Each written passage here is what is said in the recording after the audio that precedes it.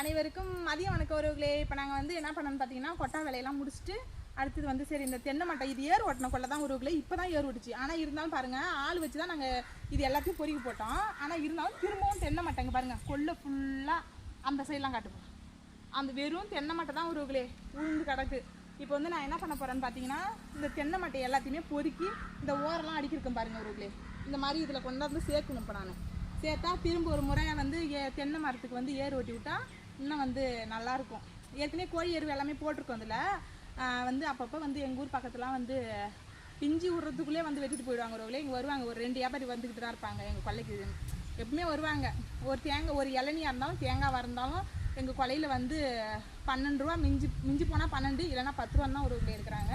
உங்கள் ஊர் சைட்லாம் எப்படி எடுப்பாங்கிறத மறக்காத கமெண்ட்டில் சொல்லுங்கள். இப்போ நான் என்ன பண்ண போகிறேன்னு பார்த்தீங்கன்னா வந்து இந்த தென்னை மட்டையை எடுத்து அங்கே போட போகிறேன் உறவுகளே. இதுதான் செய்ய போகிறேன்.